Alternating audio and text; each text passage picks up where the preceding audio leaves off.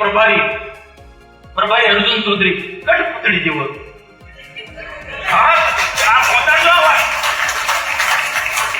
અર્જુન ચૌધરી એટલે કઠપુતળી, જેટલું નતા એટલું કામ કરવાવાળો. હા, 10 વાગે ઉઠે અને ઉઠીને સીધા એસી કાર્યાલયમાં જતું રહેવામાં, આખો દિવસ ત્યારે ફોન પર બધું પિચિંગ કર્યા કરવાનું બધું.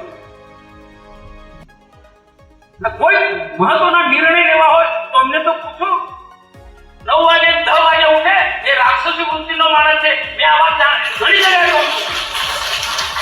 આના 2 રાક્ષસો તમે કીધું, બીજા કોઈ રાક્ષસો હોય, એમાં નીલ હોય કે પછી ભોળો હોય. આ ચૂંટણીના પરિણામો આવ્યા છે ત્યારે આ જિલ્લાની અંદર મનસુખભાઈ સાહેબના માર્ગદર્શનમાં જ અમે કામ કરીશું.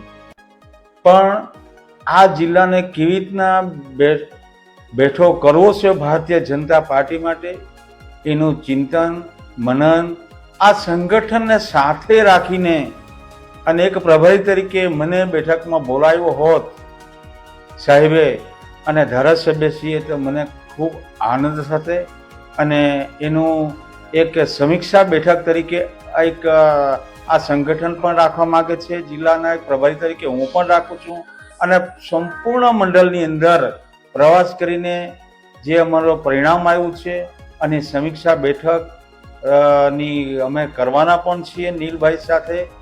અને ત્યારે આજે જ્યારે તમારા મીડિયા મારફતે અને આ ચેનલ મારફતે દરેક કાર્યકર્તા મિત્રોને કે આ સંગઠનમાં ખોટા મેસેજ ન જાય, એવા નિવેદનો ન કરે, એવી મારી એક પ્રભારી તરીકે નર્મદા જિલ્લાના કાર્યકર્તાઓને અને આગેવાનોને પણ નમ્ર વિનંતી છે.